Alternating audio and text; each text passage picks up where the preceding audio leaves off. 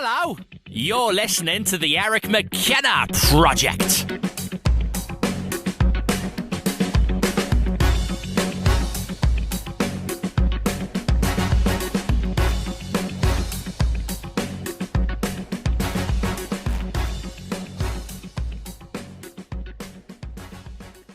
All right, Coop, thanks for coming back. Absolutely. Happy to be here. Oh, yeah. Really appreciate it.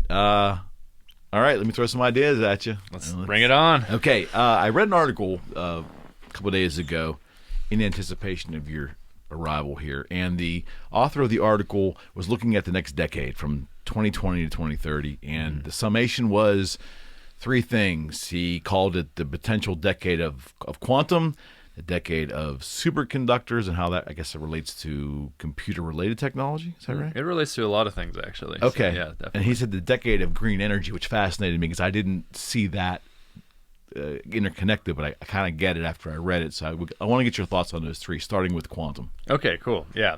So what's going on in quantum computing right now is super interesting. So just as like a little bit of background, like classical computing, what you would contrast with quantum computing, which is what happens in every computational device around you, your phone, your computer, whatever.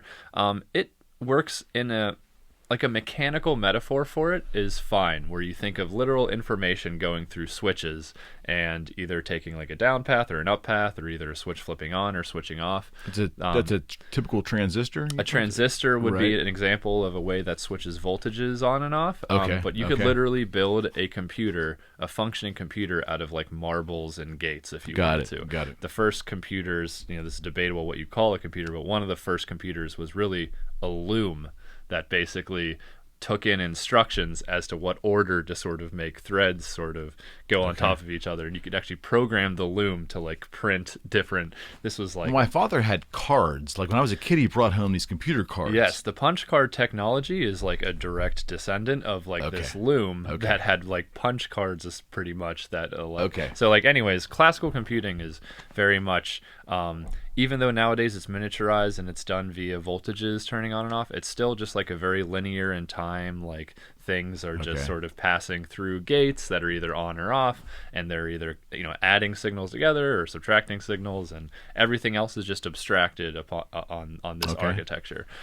Quantum information is able to do things that are a little bit more abstract and interesting, I think, than classical information.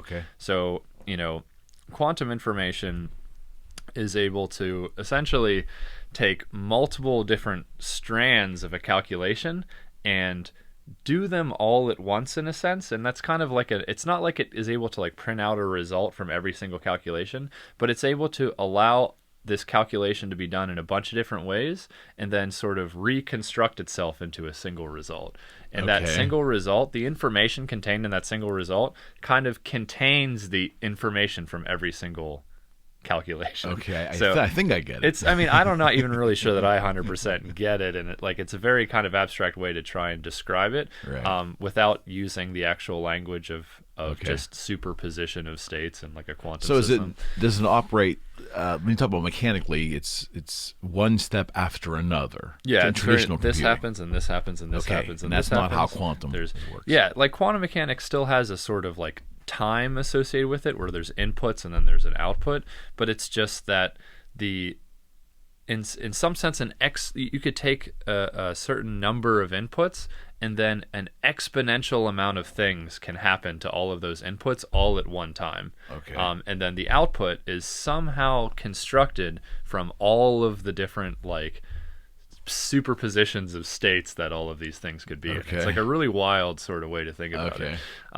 And like, I'm trying to think of like an example of where quantum computing is just infinitely better. So, and the classic like math example is factoring large numbers. So if you take a really super huge number, like 20-digit number, and if this number is the product of two smaller numbers, like two 10-digit numbers, and if those two 10-digit numbers are prime numbers, meaning they don't have any factors themselves, then there's only one way to take this giant number and break it up into two smaller numbers. And the question is, how hard is it to find those two numbers? right?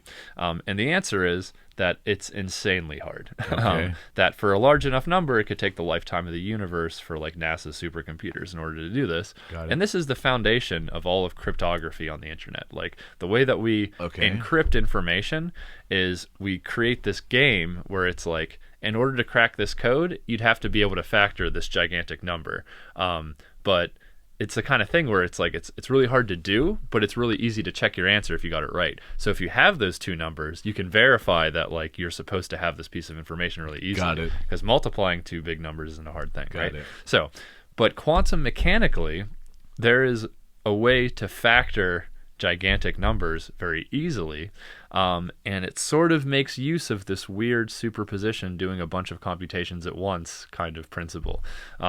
It's in some sense able to sort of like feel out all the different multiplications that you would have to do in order to see whether or not this number was made up of two smaller numbers, and it's able to kind of do them all at once, and extract the like result of this computation. So it sounds like the process is different. Calculative process. The actual information processing is fundamentally different in quantum computing, and we're not even really sure what it's capable of. Like that's something that's kind of interesting about quantum computing, is it's not just faster classical computing. It's not just like you have a classical computer that's 2 gigahertz or 3 gigahertz processor, and this quantum computer will be 10 gigahertz. It's like, no. It's a different paradigm altogether. And there's a chance that it might be useless, that like it might be very good for doing encryption problems. It might be very good for like simulating quantum chemistry. Like that's what people are pretty excited about in the scientific field, is that, you know, if you're trying to do chemistry calculations, if you did them on an actual quantum computer and they're actual quantum calculations, then it might be able to do them much faster. Got it. So that's like one application, but like it's not clear that quantum computers will be in your phone, will be like more useful for like serving you Facebook messages and things like that. So that's what the hypothesis is. Why not? Like it's clearly capable of doing things that classically are impossible. So humans are smart. We'll find a way to use those sort of advantages to make really fast chips. That's not like a solved thing yet. That might be true. It might not. But anyways, what's exciting about I think quantum computing right now is that there's just tons and tons of people at every level getting into it. Like quantum computing used to be something that Stanford would get a $1 million grant from the government, and then in a lab, them and a few experts would like figure out how to make like 2 qubits interacting. There's only been one or two or three quantum computers, right? And then we're talking like 8 years ago or so. The first one was built. So roughly speaking. Yeah. So nowadays there's companies like private organizations that have built quantum computers. And they're different. They're approaching quantum computing from different angles. So like D-Wave is an example of a quantum computer that is up in Canada. I think they're like in Ontario or something. They are kind of a quantum computer. Like they use quantum mechanical states to do computations, but they're not purely like qubits interacting with each other. The calculations undergo this process called quantum annealing, which is a way to like optimize certain functions, which it can do very well, but it's not a general quantum computer that can like do anything that a quantum information processing thing can do. But I mean, like they have like commercialized this machine and they have sold it and people have purchased this thing, and so that's very exciting because it's like it's not just theoretical. People have bought it's leaving the lab now in the private sector. The lab, and like people so Honeywell also built a quantum computer. IBM, Google has a quantum computer. Just the last couple of years, and this is like in the last like probably like 5 to 10 years. All these things. Honeywell I think was the last 2 years or something like that, but I remember I think 2017ish was around Google's big quantum computer was like making the news. And again, it's like, I remember there was an article about quantum supremacy of the Google quantum computer. Quantum supremacy just means a task that a quantum computer can do better than any classical computer that we have to date. Because right now, quantum computers can do things, but you're still better off just getting like a MacBook Pro or something like that. But Google actually came up with a specific task that its quantum computer could do better than any like supercomputer.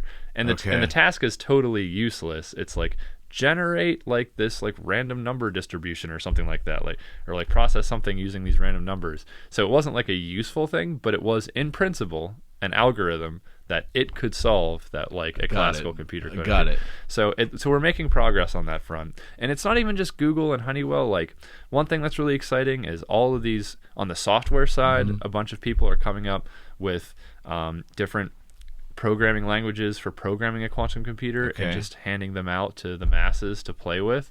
So like you can like open source. Yeah, exactly. Like you can like get an account with IBM and you can use their quantum computing development kit and write a program, and you can send it to them and they'll run it on their quantum computer and they'll send you the result back. And so it's like you kind of have cloud access. I could never imagine Apple doing such a thing.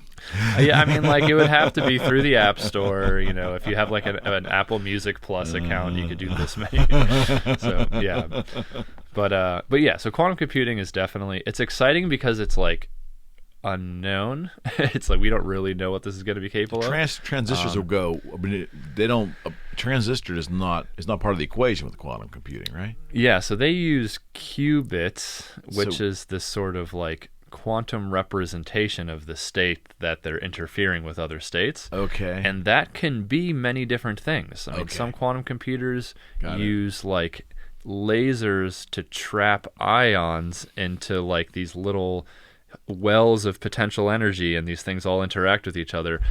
Some people are trying to make optical quantum computers that use like photons and like entanglement in order to like process quantum information. Some people use superconducting materials. They make these Josephson junctions, which are some like superconducting transistor-like thing.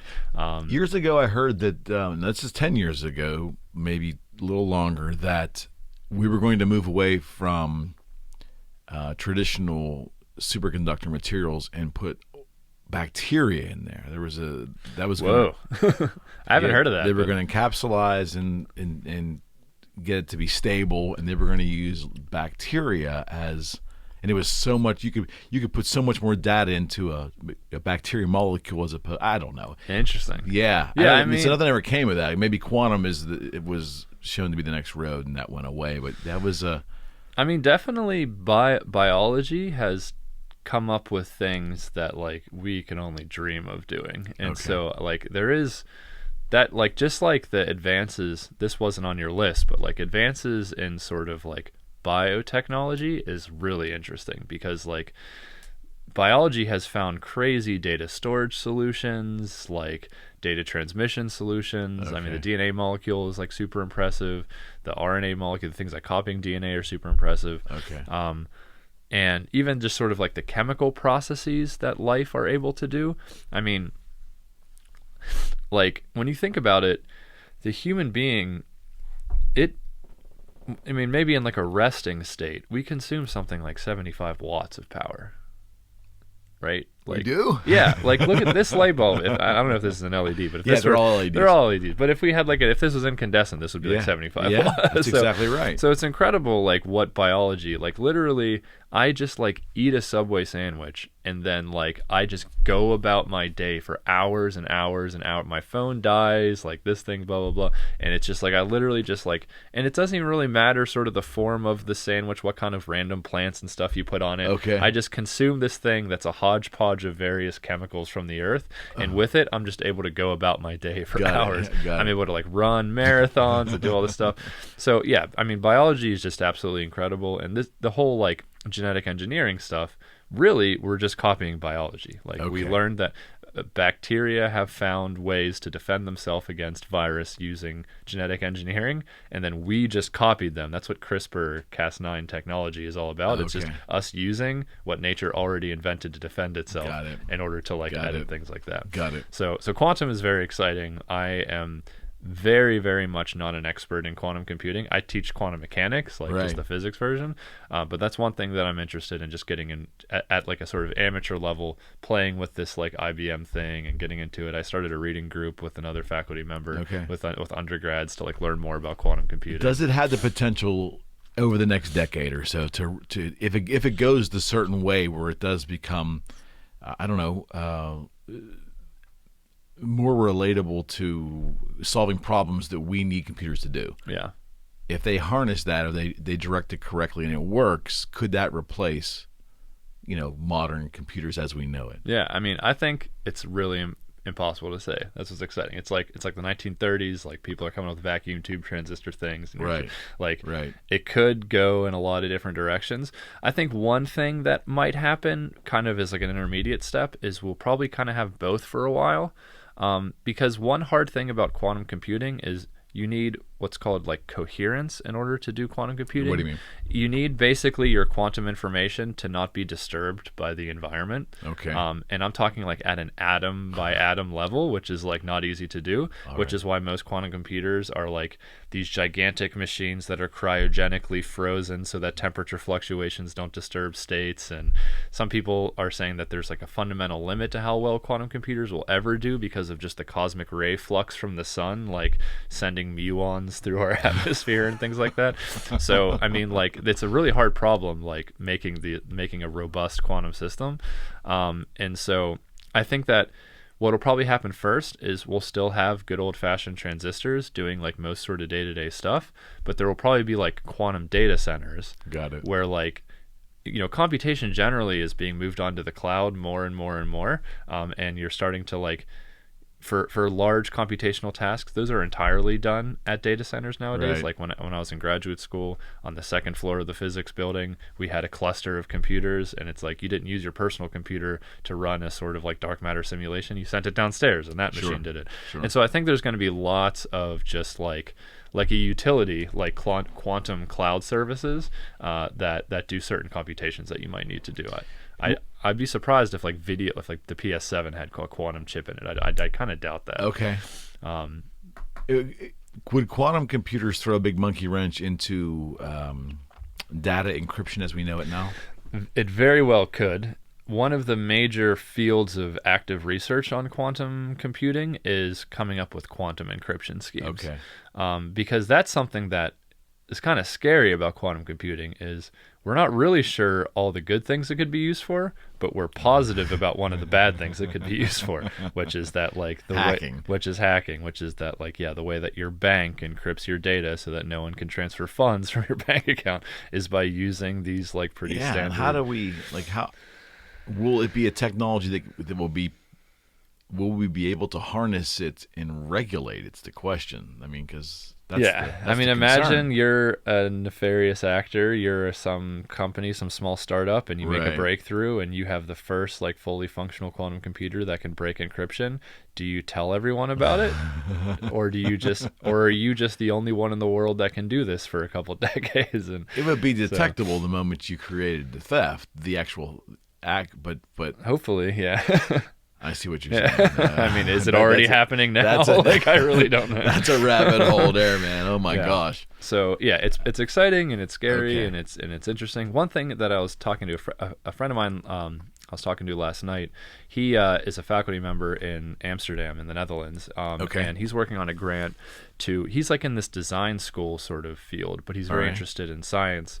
And he's working on a grant to come up with like good quantum computing metaphors so that I don't have to sit here and stumble over my words trying to explain it. And the claim is that, you know, when classical computing first started, we didn't have like these like ideas of like folders and files and like a lot of the classical computing metaphors. The sort of like macro structure of the way this information was processed. These metaphors helped people develop systems that were like human friendly that we were able to innovate. Windows probably came from that. Yeah, exactly. The concept of Windows. Exactly. Like it started like with Unix even before that, and then we'll go through Windows. And so what his like proposal is to like work on coming up with what are the right metaphors for quantum computing.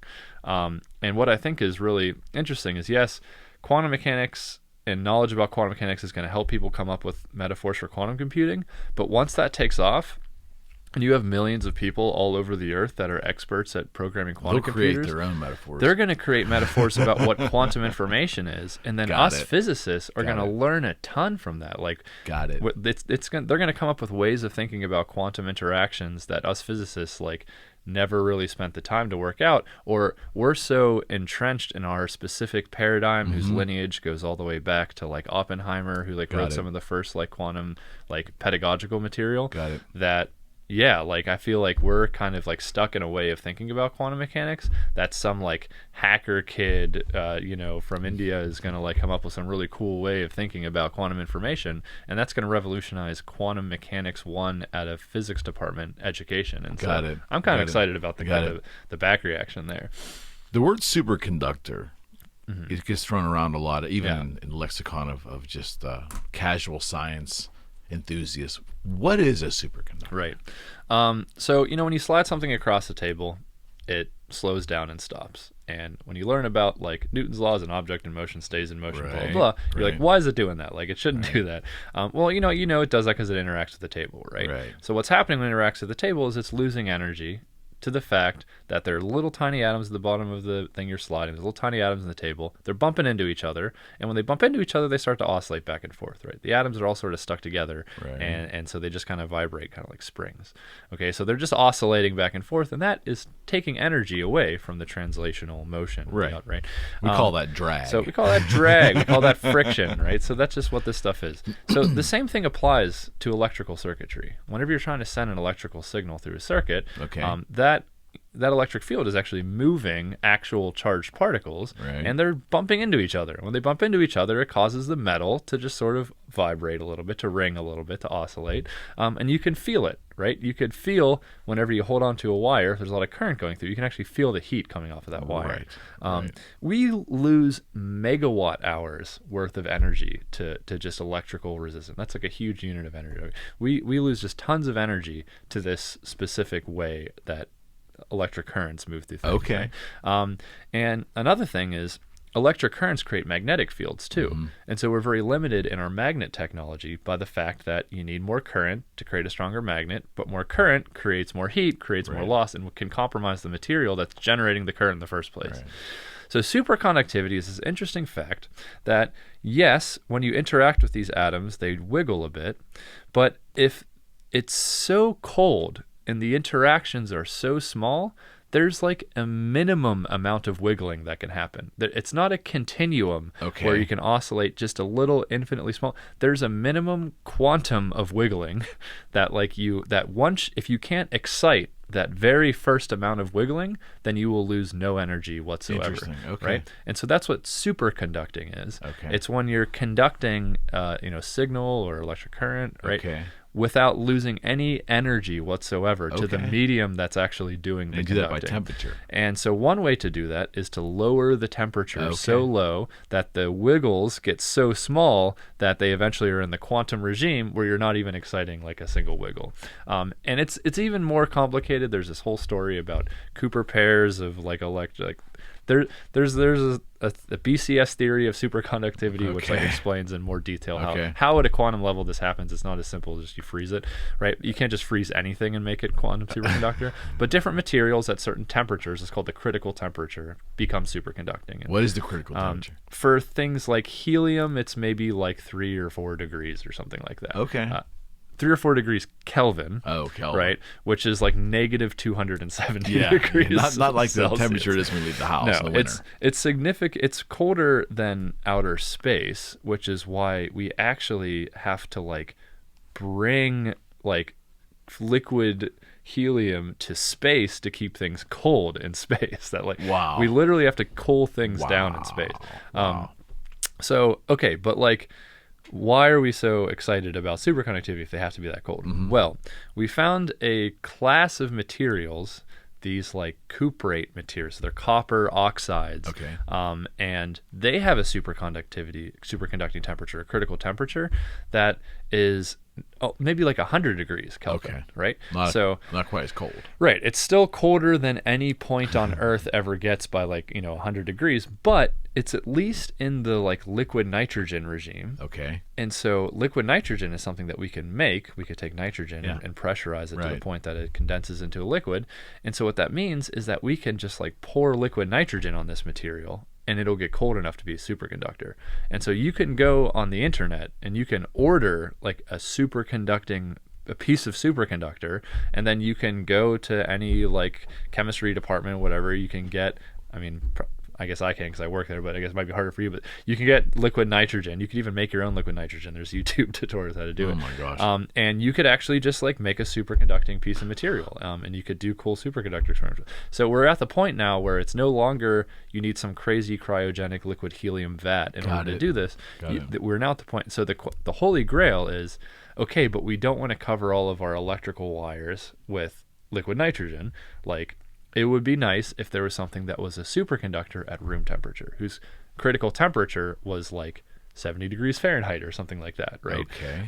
And so that's sort of like the holy grail. What we just did recently is we made a material that was superconducting at room temperature.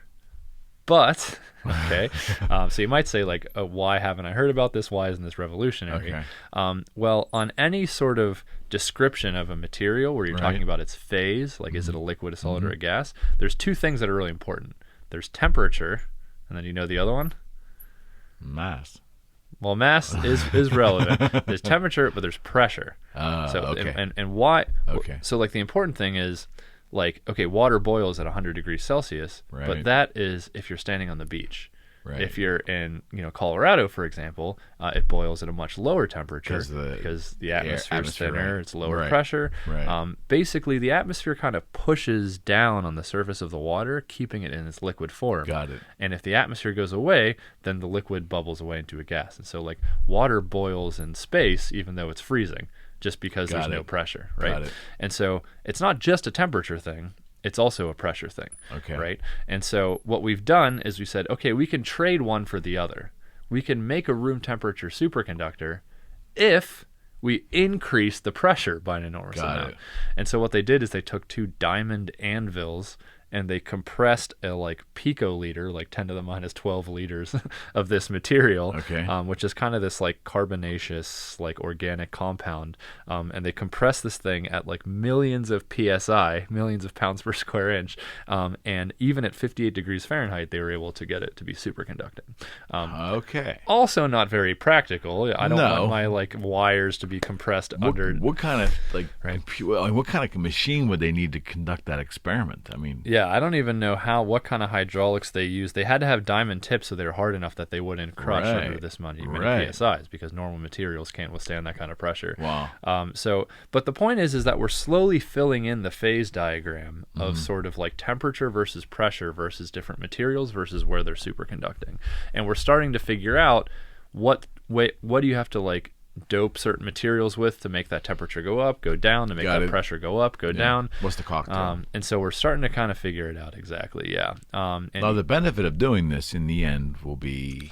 So yeah, there's tons of benefits. One benefit is just like literally everything will just get like tenfold more efficient. Like and so like light, like transmitting power from the power station to your house becomes more efficient. Like power becomes just like exponentially cheaper once that starts to happen.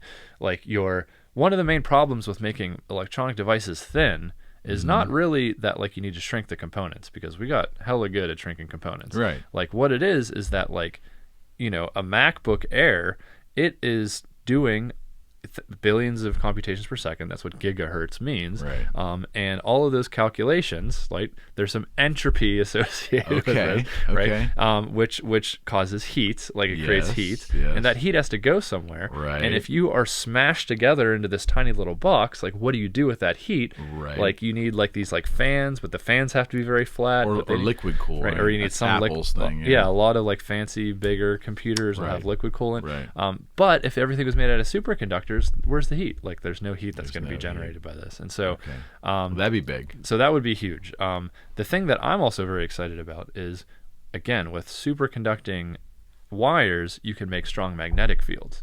So what kind of things can you do with strong magnetic fields? First of all, the Large Hadron Collider is one of the most expensive things of it, and one of the most limiting factors is literally, like, we can make, digging tunnels is not hard. What's hard is making magnets that are powerful enough to take this beam of relativistic particles and moving it around really fast. Yeah. I mean, these particles are little atoms, little protons, and they have as much kinetic energy as like a freight train, right? So we got to turn this thing around at like near the speed of light. So all of a sudden, you could cheaply make super powerful magnets. What else would you need super powerful magnets for? Maglev train, wasn't there a maglev train? So transportation all of a sudden can become like trivially easy if you can just have superconducting bottoms of trains that are just fixed in the sort of flux of the magnetic field that allows them to just float around.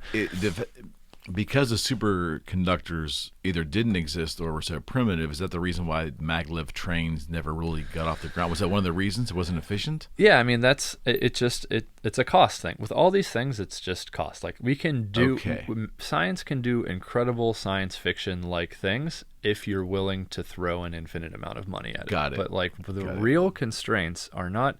We are so far beyond our civilization scientifically. We are not beyond our civilization in an engineering economic context. And so that's really the question. Understood. Like, what breakthroughs are going to make what we already know is possible affordable and like an actual, like we got to create some sort of like market or incentive for this thing. Like how much are you willing to pay to get on a maglev train, right? Like that's going to constrain what the technology has to be able to do and how much it has to cost. Well, the Hadron Collider is a great example of that. Yeah, so the Large Hadron, a lot of money. Tons of money. And the Large Hadron Collider is something where like no market can really, pay enough for like the knowledge of the Higgs boson. So that's why it has to be like a government kind of thing. Like there are just certain things that don't fit into this mold of markets. And but if technologies are able to if science is able to make certain technologies affordable, then all of a sudden, then it's a little bit more practical. So one of the most exciting things that isn't being talked about as much is the most promising like end game for humanity is fusion. Is generating energy via nuclear fusion. Right. We're so afraid of that though as a people, aren't we? Well, that's what we're kind of confused about. We're afraid of nuclear fission, which is whenever you take radioactive substances, can like get them purified to a state where they decay enough to create enough heat to boil water, to push turbines to generate electricity. That is nuclear fission, breaking things apart. The sun doesn't do that. The sun does nuclear fusion, which is take two things that aren't radioactive, put them together to make a third thing that isn't radioactive, and in the process, you get energy. And so just a brief nuclear fusion tangent, then I'll get back on to why I brought it up. So nuclei are made of protons and neutrons, these tiny little particles. And even though protons don't like to be close to each other because of electricity, they repel each other, there's another force of nature that causes them to want to be close together. This is called the strong nuclear force. It's one of the four forces. Strong and the weak. Exactly, yeah.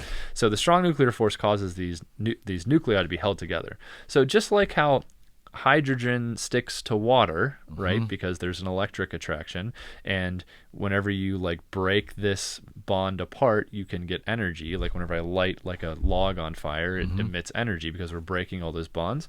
There are nuclear bonds between like the components of a nucleus. And some chemical reactions take energy, like you have to give it energy to break it apart. Some nuclear reactions release energy. Whenever they break apart, they release energy. If you get oxygen really close to carbon, then it gives you energy. It forms carbon dioxide, which is exactly what fire is. But some things are really stable and they don't want to break apart, right? And it actually takes energy to dissolve certain materials, to boil water, to all sorts of things, right? And so the same is true for nuclei, for the strong nuclear force. Some nuclei, it gives you energy if you break the bonds and break them apart. Some nuclei take energy, right? Got it. And so we figured out which ones do which, and the answer is that every nucleus wants to be iron. Iron is like in the middle of the periodic table. Right. It's like 26 or something like that, 23, somewhere around Fe. there. Yeah, exactly. Fe, right? Ferrous, whatever oxide is an example with Fe in the name. So everything lighter than iron would love to combine together until it becomes iron. It will give you energy, right, if you combine things together to make iron. Everything heavier than iron loves to break apart to become iron. That like iron is kind of like the lowest energy state of the nucleus. So uranium, which is way heavier than iron, would love to break apart, right?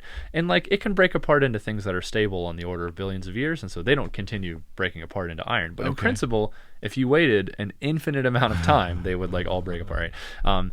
Things that are lighter than iron, like hydrogen, they want to be iron. And so that's how the sun shines. The sun is in its core, it's at like tens of millions of psi of pressure. It's at millions of degrees Celsius. And so hydrogen nuclei, like little hydrogen nuclei, which is just protons basically, they don't want to be close together because of the electric repulsion. But if you get them close enough together, all of a sudden that strong force kicks in. Got it. The strong force is a very short-range force. And then those hydrogen turn into helium. And when they turn into helium, they snap together, they release energy. Got it. And that energy that they release is what powers the entire planet. It's sunlight, right? And so the question is, hydrogen isn't bad. Right. Helium isn't bad. Right. Why don't we just do that, right? Uranium is bad. The byproducts are bad. You can make bombs out of it. You can't make, So the question is like, why don't we do fusion? Well, how does the sun do it? It creates millions of degrees of temperature and millions of pounds per square inch of pressure in order to smash this together. And so that's why nuclear fusion is so hard, because it's not easy to get a ball of stuff at that pressure and temperature. How would you do it in principle? You'd create a plasma and you would confine it with magnets. And that's why superconductors are so exciting on this front, because if you can make really easy, cheap, small, powerful magnets, you can maybe make really cheap, easy, small plasma confinement regions, which will allow you to create nuclear fusion devices. So plasma, what is plasma? What is plasma? So the definition of it. Yeah, so I mean, it's often talked about in the context of phases of matter. So you have gas, which is just basically you have things like water vapor is little H2O molecules, and they're just zipping about, right? They like to be close together, but the temperature is too high for them to stick together. They just kind of jiggle apart, and they're all free to fly about.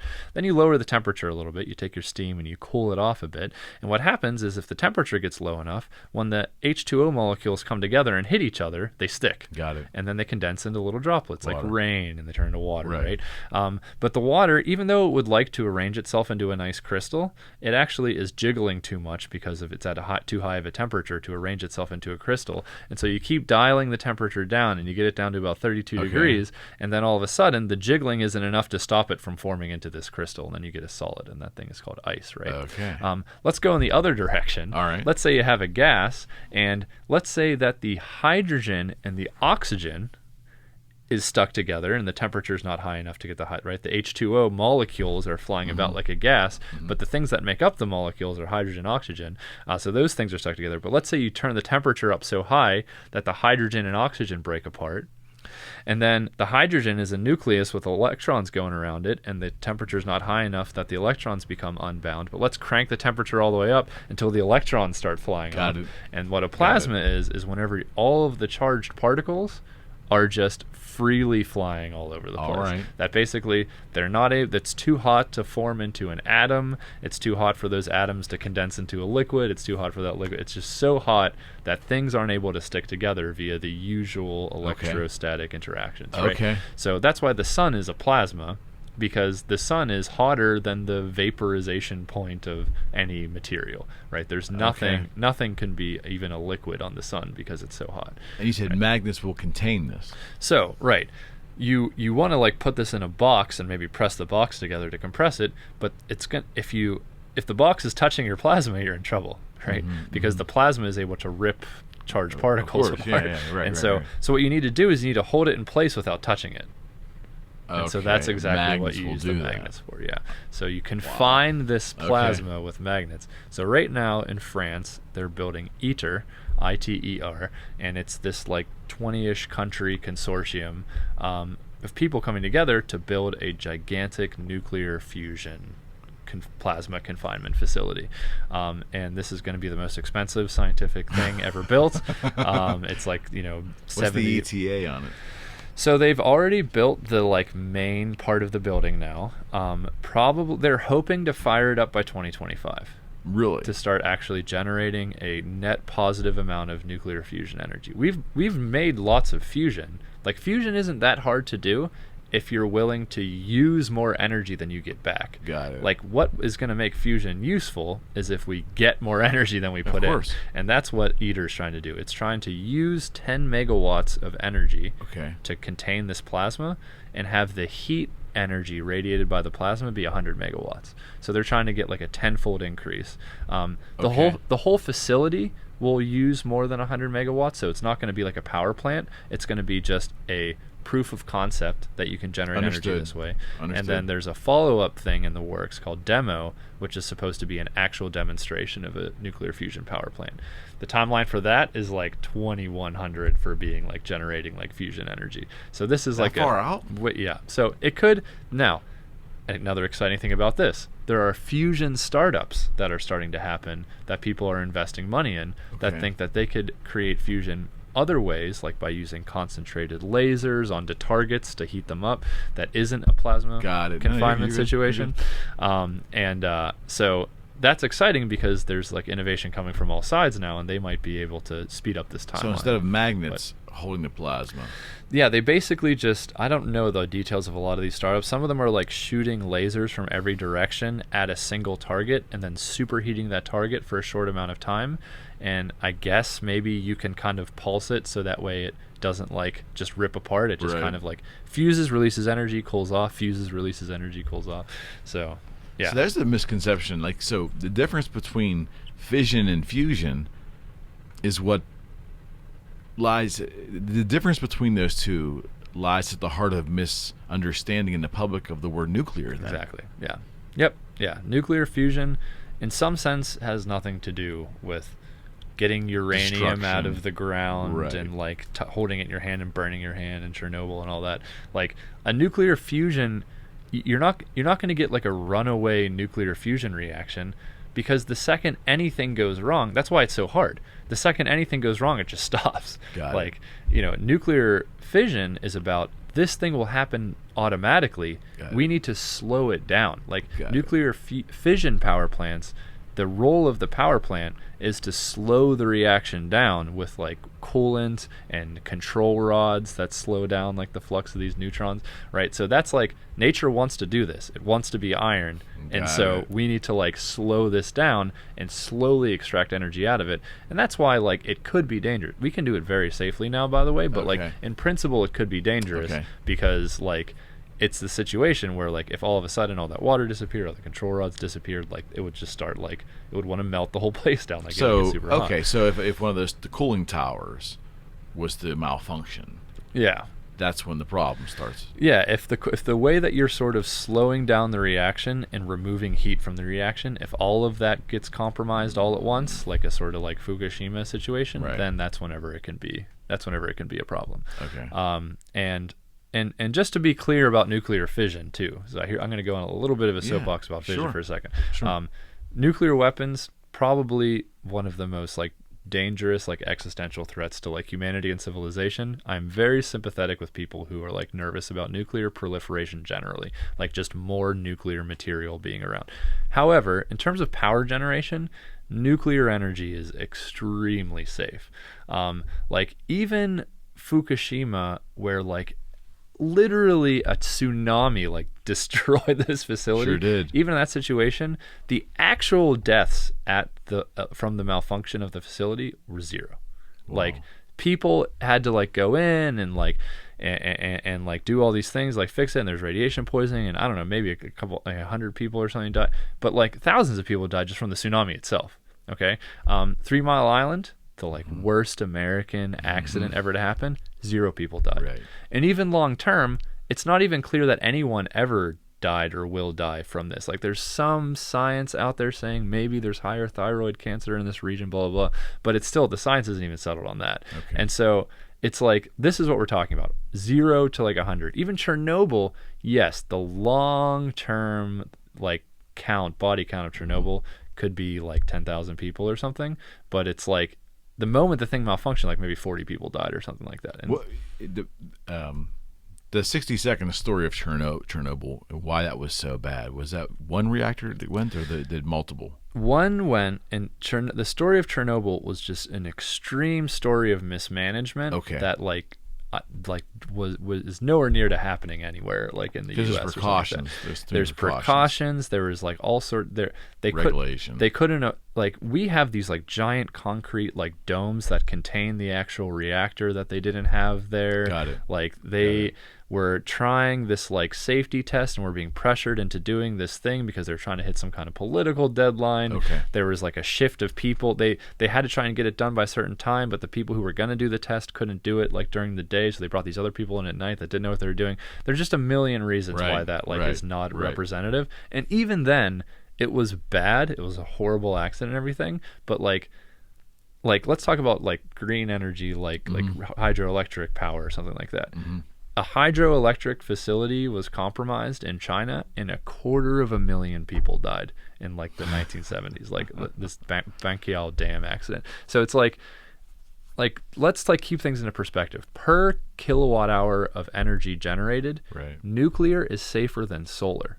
That more people die installing solar panels on roofs of houses than die from like nuclear accidents. Just misinformation. Because the nuclear war is attached to war in the brain, right? And I think that that's fair. And like, you know, there's a waste thing, right? We haven't talked about that. There's the byproduct. How do you dispose of that? But like, you know, the bad waste, the like gonna be around for 10,000 years waste, like humanity in all of human history has generated maybe a few like Olympic-sized swimming pools worth of this stuff total. Like all of humanity. France is like 70% nuclear, and so like it's not like it's that much stuff. First of all, it's not like we have massive landfill. It's like it's stuff that fits in like a few shipping boxes. And also radiation is extremely easy to shield.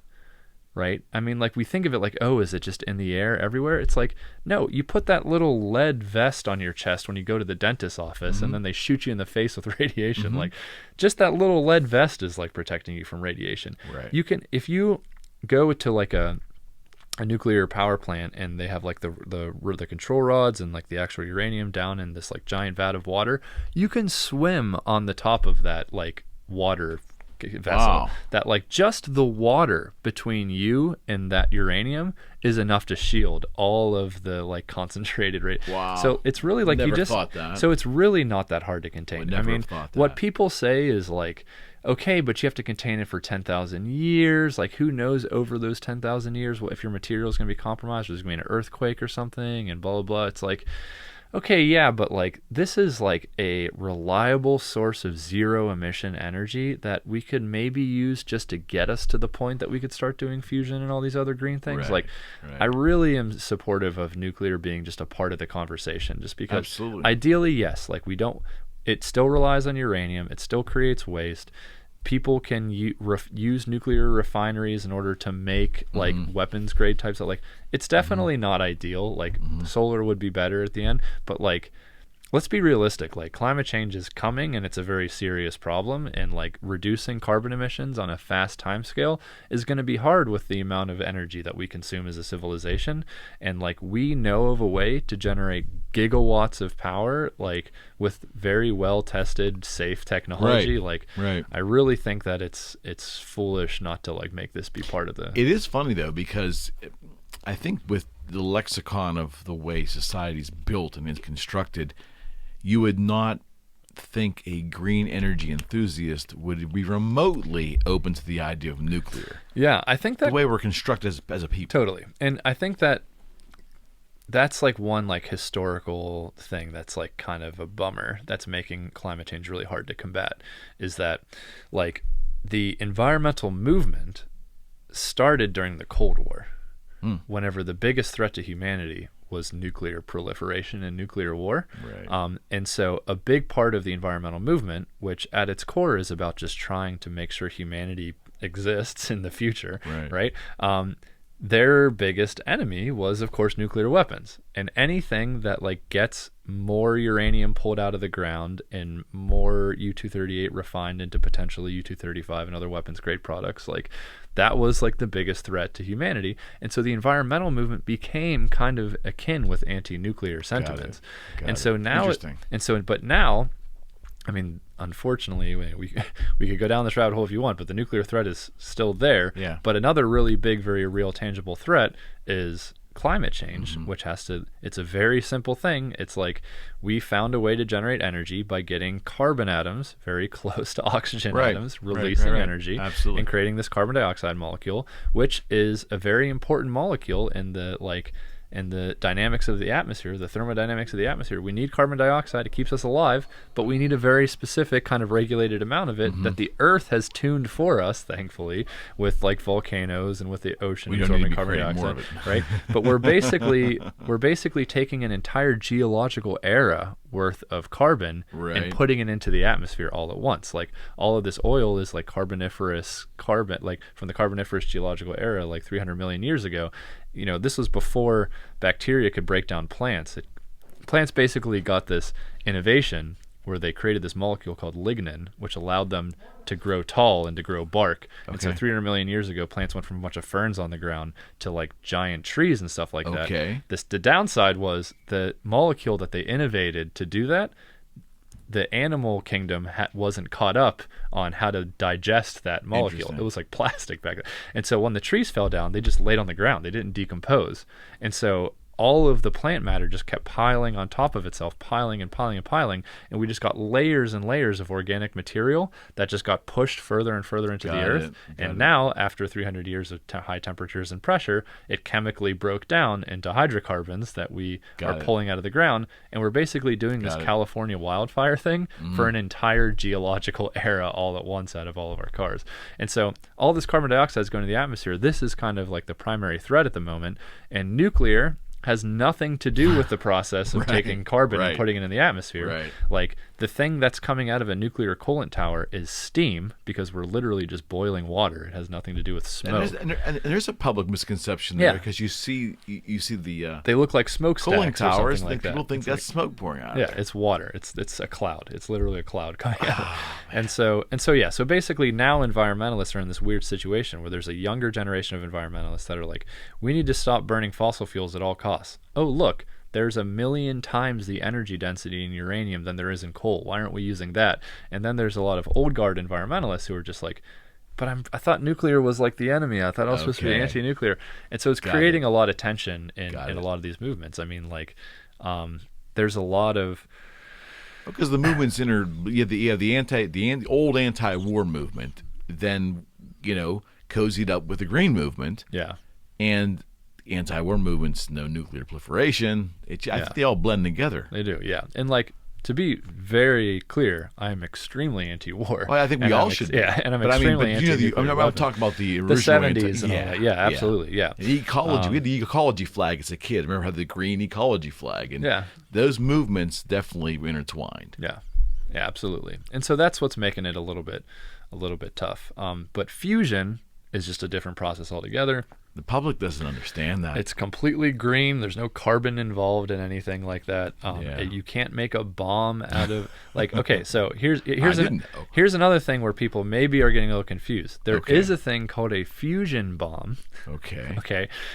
Which a hydrogen bomb, which are these massive nuclear bombs that are like Hiroshima. That bomb was like 15 kiloton, so 15,000 tons of TNT equivalent. Hydrogen bombs are on the order of megatons, which are millions of tons. Okay.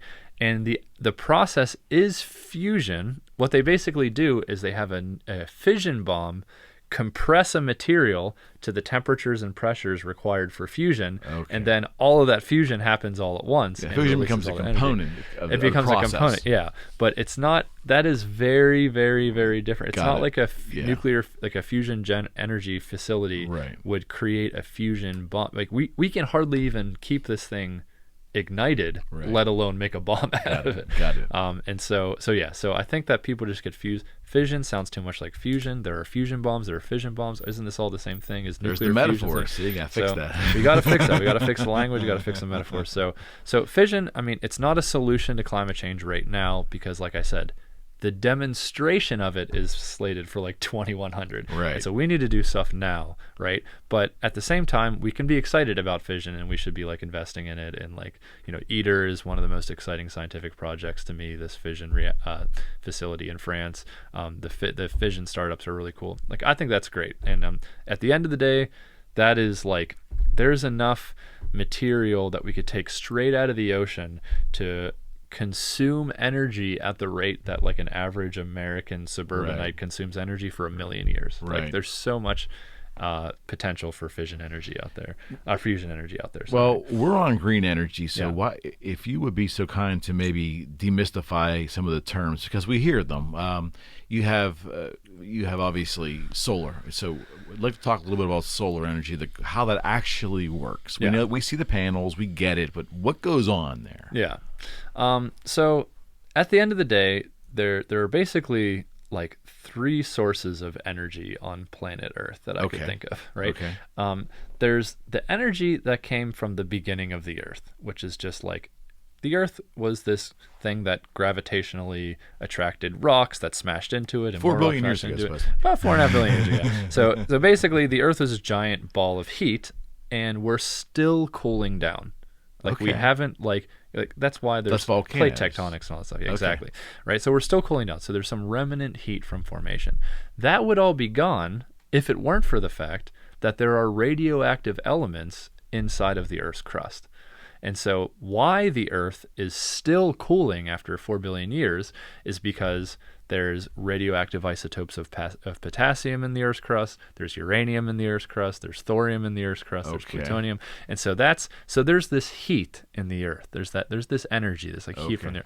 And so like geothermal energy is like extracting sort of like this like temperature energy out of the Earth, right? But everything else is literally sunlight. So wind is sunlight, solar is sunlight, coal is sunlight. It's all in one form or another sunlight. So, and sunlight is fusion, is nuclear fusion happening in the sun, right? So the sun, it gets protons really close together, hydrogen nuclei really close together to form helium. Hydrogen forms helium, hydrogen forms helium, and this creates energy. There are other fusion channels, but for the sun is a particular star of a particular size, of a particular age. Most of the fusion is just hydrogen turning into helium. So that generates about 10 to the 26 watts of power. One with 26 years. If you took the sun and you focused it onto the Earth, like all of it, it would boil the oceans in a matter of seconds. The entire 10-kilometer deep Pacific Ocean would just boil, and in a couple of minutes, the entire crust would become molten. So it's just an absolutely mind-boggling amount of energy. Okay? That energy spreads out in every direction. And the Earth intercepts this tiny little amount of that energy, right? Because we're 150 million kilometers away. So imagine that energy spreading out in a sphere, and we're catching this little tiny bit, okay? And so at this distance, every square meter of the Earth intercepts 1.3 kilowatts of power. Which is a lot, right? I mean, like your computer charger might be like a 70-watt charger. LED light bulb might be an 8-watt LED light bulb, right? And every meter, which is like a yard by yard, yardstick by yardstick, is over a kilowatt. Okay, so how does that work? So I mean, what you do the math is you take a 150 million kilometer sphere, and you spread out 10 to the 26 watts over it. And what you see is that if you take 150 million kilometers, you do 4 pi r squared, the area of a sphere, you get basically 10 to the 23 square meters. And if you have 10 to the 26 watts, 10 to the 23 square meters, that's 10 to the 3 watts per square meter. And so that gives you a kilowatt, right? And so that's like at space, like at like the edge of the atmosphere. Then the light has to go through the atmosphere, and there's clouds, and there's all that. And so by the time it hits the surface of the Earth on a sunny day, you might have like 200 watts. Okay. So every square meter is getting about 200 watts of power. Still a lot, right? I mean, like my house probably at any given time is consuming a couple kilowatts. And so what that means is 5 square meters, right? So if I had like a 10-foot by 10-foot solar panel, that's like 3 meters by 3 meters, that's like 9 square meters, that's like 1.8 kilowatts. And like that's like, you know, a decent amount of just 10 feet by 10 feet is a decent amount of like my entire house. So solar is extremely promising if we're able to convert that energy. Now is there a time component to is that a consistent amount of energy there? Right. So where did that number come from? So that came from every parcel of energy I get at like that moment. Now, turning energy into electricity, that isn't easy to do. And that's what these solar panels are, these photovoltaic cells that when they get hit by light, they generate a voltage. and that voltage is able to push a current around. So it's not capturing and storing anything. It's the instant conversion into electricity. Yeah, it literally just creates a sort of like potential difference between two ends of a wire. Got it. When light hits this thing, one wire becomes a certain voltage above another wire, and if you were to put a circuit in between those two wires, then electrons would fly around and would be lit up, right? And so it's literally just like the two ends of a battery. It's like the two slits in the wall. It's just creating a potential difference between these two things, right? And so after you do all this conversion, after you don't have superconductors, so you lose heat due to the interactions, then you're down, much smaller, and maybe you have 50 to 100 watts or something for like a panel. So the typical panel is like 100 watts, 200 watts. Okay. And panels are maybe like 2 feet by like 4 feet or something like that. But it's still quite a lot of power, which is pretty exciting. That's one way to make energy with light. Okay. Another way is you can just use the light to heat something up. So like instead of having it do some crazy quantum mechanical thing where voltage gets created with the interaction of a photon and a photovoltaic cell, you can literally, like a magnifying glass melting an ant, you can just boil water with sunlight. And so the way we do that, and this is like the most common way to do it in like the Sahara where there's like a ton of sun, so like Morocco has a huge power plant like this, is you basically take a bunch of reflector dishes and you put them in a huge circle, and you reflect all the light and concentrate it at a single point.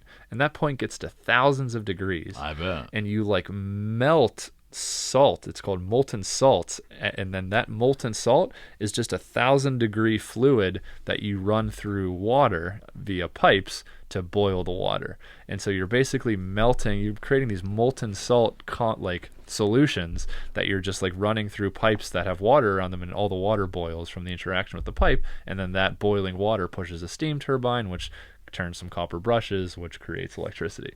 Wow. Okay. So you could also do that. Okay. You could also do that with I had no idea. And sometimes you don't even want the electricity. What you want is the heat. And so some people put just tubes of black tubes on their roof, and the sun just heats up those black tubes, and like then a big boiler system. Yeah, and it basically just if you only need the water to be like 100 degrees or so, because you're just running a shower or something like that, a hot water spigot, then you can just use the sun to directly heat up the water. And so that's another way that solar energy is used. But the bottom line is that it's an incredible amount of energy. That if you turned Arizona is a great place. I wouldn't want to displace all those people, but in principle, this is a total theoretical argument. If you turned Arizona into solar panels, then all 500 million people in North America could have all the energy that they need. And so no coal, no wind, no anything. Now, why are we doing that as a people? I'm not saying we do it in Arizona, but we go close to we have all that land there, mass. The Earth has all this land mass of non-populated areas around the equator. Totally. If we had you could take a little patch in the Sahara and power all of Europe. Yeah. Why does that not happen? So okay. There's many things to talk about the downsides of solar, but the answer to your question is what we talked about before, which is just it's not about the science, it's about the economics of it, right? It's about we have the technology to do that, but at the end of the day, how does it get done?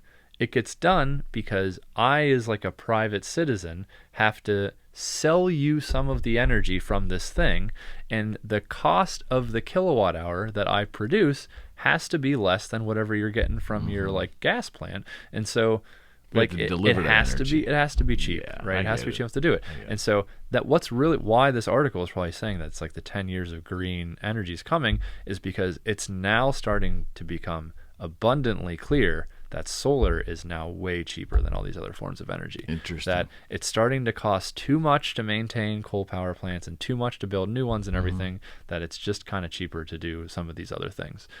Now, that's in an ideal situation. It's sunny, you're in Arizona, it's the summer, but sometimes the sun goes down. Right. Well, the sun stays where it is. Sometimes we rotate out of the view of the sun, right? So sometimes nighttime happens, unfortunately.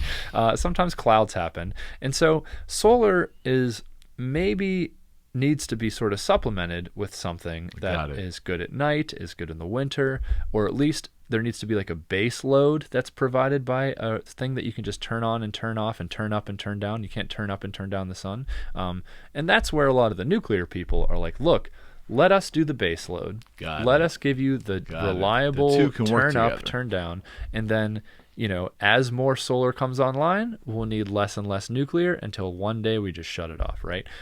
So that's like one argument. So help me understand that. So you'll need less and less nuclear as time goes on and more solar's online, but still you still have so many hours. The sun goes down, yeah. But do you store in batteries? So there's one solution to that is storage, right? And there's lots of ways to store energy. One way is some kind of lithium ion like chemical reaction in which you store in a battery.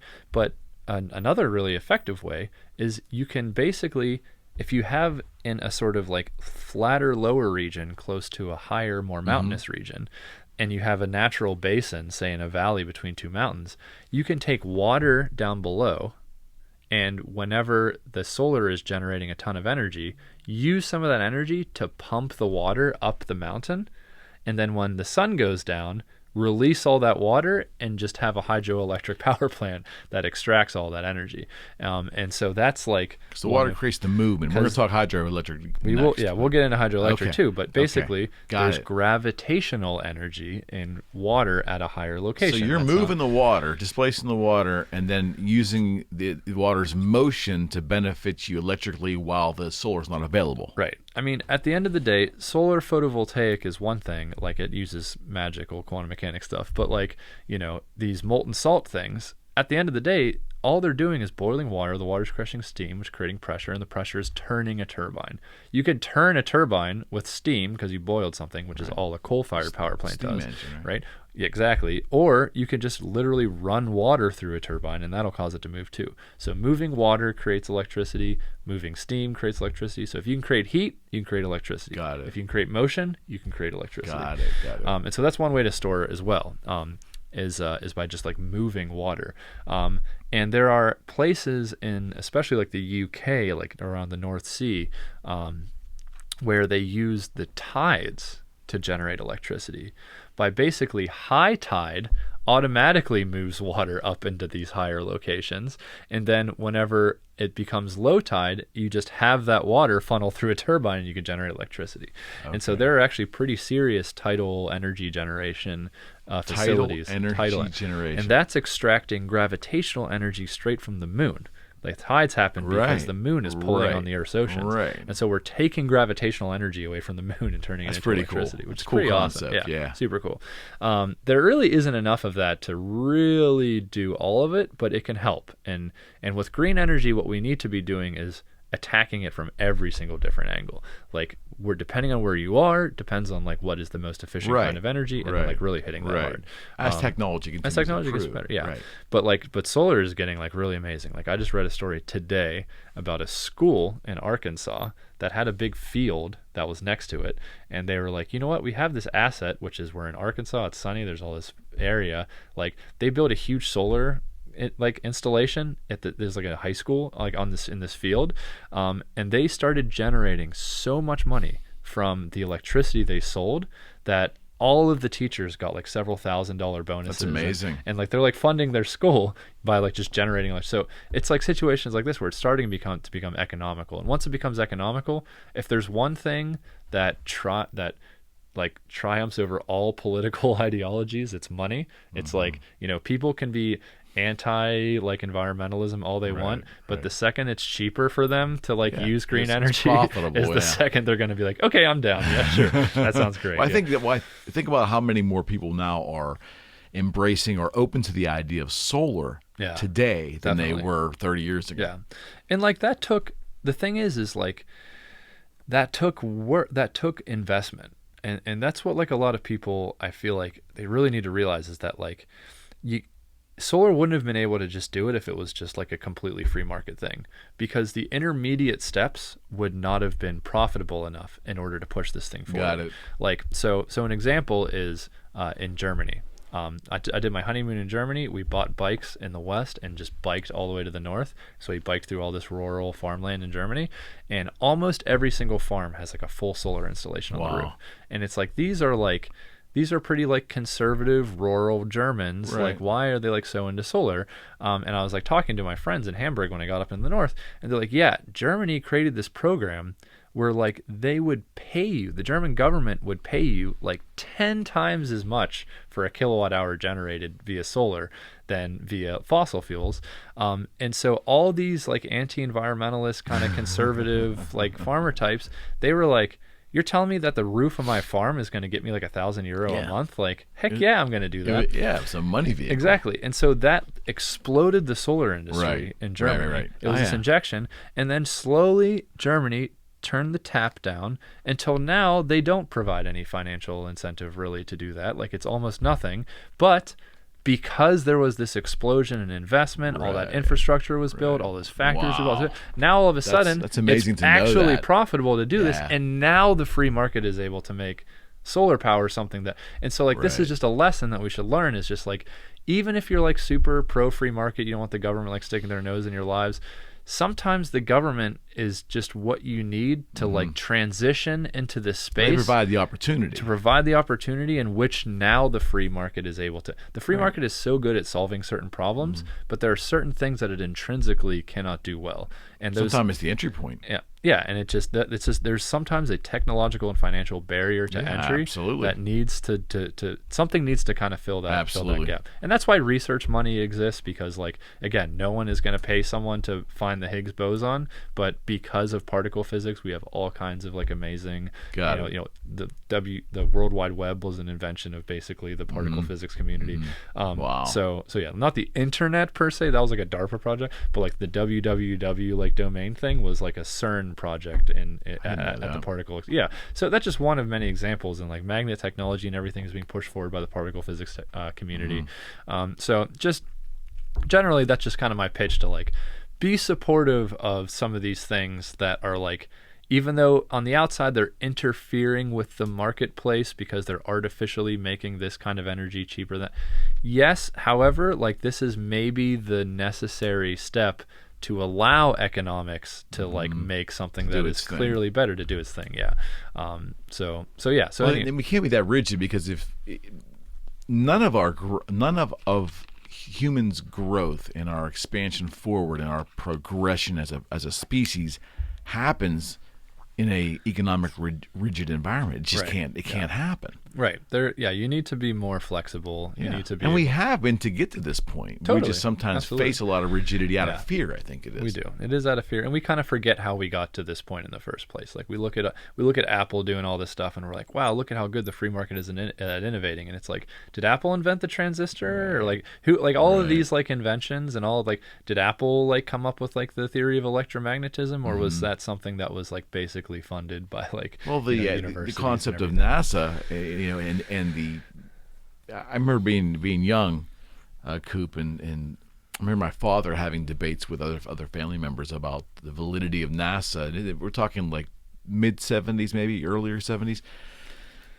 Should we be spending all this money? And his whole thing was, I thought I was raised by a moderate, and his thing was, there's got to be residual benefits to putting all these scientists working on one really amazing goal. There's going to be residual benefits, and there has been out of the space program. You can argue raw numbers and all, but the technology is undeniable. Yeah, and like, to be fair, I am very sympathetic to this perspective of like, there are real people in the world that are facing real struggles, and there's a finite amount of resources, to like for the government to like help people do, and so so I am sympathetic to this point that like, even as a scientist, I don't think we should just be giving scientists blank checks. Like I think that we need to sort of like be justifying that. What I ask though of like the everyday person who's not a scientist is to realize that the benefits are not so simple, where it's like, we're going to get to the moon, and then on the moon, there's going to be a thing that you need that we're going to bring back with us. It's like science, the sort of benefits of science are totally crazy, auxiliary things that you would have never thought would be related in the. But they're baked into the process, right? Exactly, yeah. And so it's very. The benefits are. I think there's a really good show from the 70s, I think the 70s or early 80s, called Connections. And it's about the history of technology, and I highly recommend looking it up. And what this guy does. is he starts with a piece of technology like the plow. And then he creates this linear cause and effect story through history all the way up to a modern day piece of technology like the airplane or something like that. And what you learn from watching all 10 episodes or whatever of the show is that you would be so surprised at like air conditioning was invented because we went to Africa and we're getting malaria and thought malaria was related to heat, so we needed a way to get rid of heat, so we invented this process to expand air to cool it. Like all of these different technologies, there is not an easy, simple this happened and this happened and this happened explanation. And so that's why I just ask people who are like, why should we invest money in NASA? It's like, I agree we shouldn't give half of the federal budget to NASA, but also it's unrealistic to think that like NASA's just going to create a thing that is like a marketable, like something inside of your iPhone probably did in some way come from NASA, but it's via some crazy connection trail of technology that's very hard to pin down. It's a complex web. Yeah, it very much is. Yeah, and you just I see what you're saying. It's not a direct. You can't just say, well, I have this product because we directly spent that money on that space exploration program. Yeah, it's almost like this. You have this product because actually that thing inside of that product, there's a manufacturing technique that is reliant on a particular kind of material. And actually that material wasn't available at the time, but it was needed for the ceramic heat shields on the bottom of it. That's exciting, though. And so, yeah, I think it's great. But it makes it hard to justify science. Like the fusion plant, that's easy to justify. It's game over, infinite energy for everybody for free. Like that's kind of like what it's trying to promise. And so like that's a pretty easy one to sell. But the Large Hadron Collider, this giant particle accelerator in Switzerland, they're in the beginning stages of planning to make the 100-kilometer ring, not just 26 kilometers. And a very fair question that the nation, this thing is built with your money. This thing is built by funds donated by institutions, by governments. These government coffers and everything, these things come from taxes. And so like, the people who are smashing particles together to try and find the next thing, like they have a responsibility to us that we're using. They're using our money in a way that's justified. And so I do think they have a responsibility to justify it, but I also think that we have a responsibility to like give them the benefit of the doubt, see the bigger picture, and to see the bigger picture, and to understand how technology really does feed its way into making our standard of living better in different ways. Just to re-clarify one thing, when we hear hydroelectric power plant, that basically is meaning the water, we're using the power of the motion of the water to turn the turbine. Is that correct? Yep. It's just like how, old Dutch windmills used wind to turn a thing to smash flour. We're going to talk about that in a second. Okay. But yes, anything that's moving is able to, there's energy in motion, right? Okay. Anything that's moving is able to generate electricity. You can use motion to generate electricity, which is like, that's something that's maybe a bit abstract that we should maybe stick on for a second. Okay. Right? That magnetic fields, when you make them change by like moving them, they generate electric fields. Changing magnetic fields create electric fields. Okay. Why am I interested in that? Imagine that you had like a ring of wire or something, like a metal ring, and imagine you had a magnet, and you take the magnet and imagine you move it closer to the ring. That changing magnetic field from the magnet moving will create electric fields. And if there's a piece of metal here, those electric fields will push charged particles and create a current.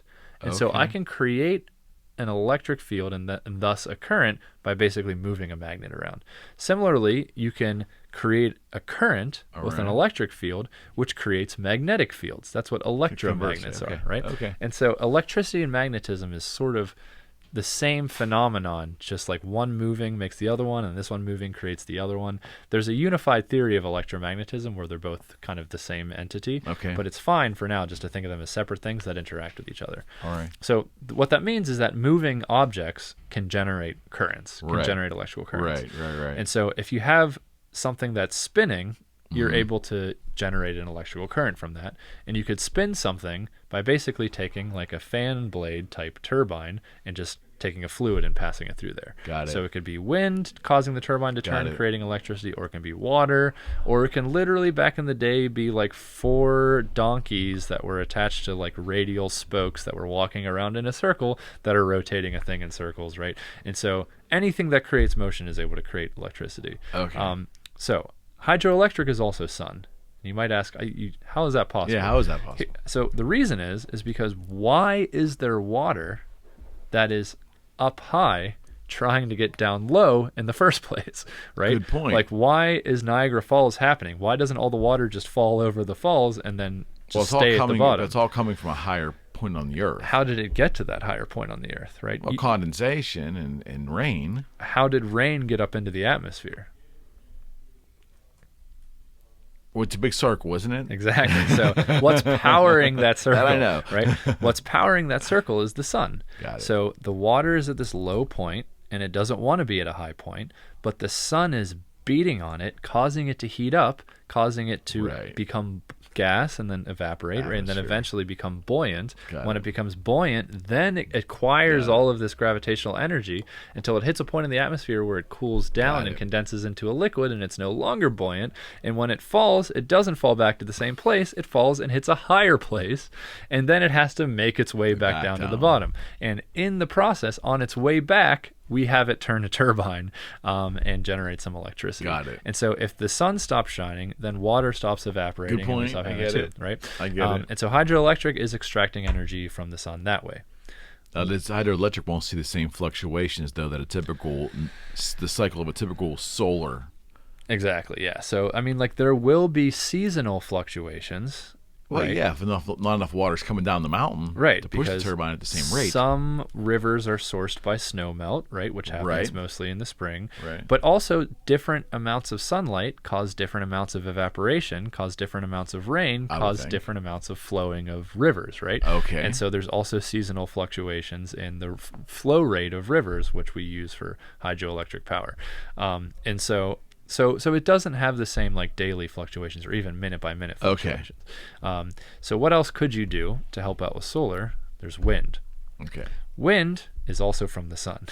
How is wind from the sun? I don't know. So the atmosphere ideally would just be sitting still. Like just like everything, it eventually slows down because of friction and stops. Okay. So why does the wind keep turning around like that? What's happening? The atmosphere is more or less transparent, except for that pesky CO2 molecule. Right. But the atmosphere is pretty much transparent, which is why we can see things, even though we're 100 kilometers from the top of the atmosphere, right? Whenever you're 10 kilometers at the bottom of the ocean, you can't see anything. But we're 100 kilometers at the bottom of the atmosphere, yet we can see things. Right. That's because our atmosphere is pretty transparent to light, right? So that sunlight makes it to the surface, and it hits the ground. And the ground is not transparent to sunlight, right? So the ground absorbs that sunlight. Okay. And what happens when you absorb solar energy is you heat up, right? So you start getting hotter. And when the ground doesn't feel hot though. The ground feels cool when you touch it. Have you been to space?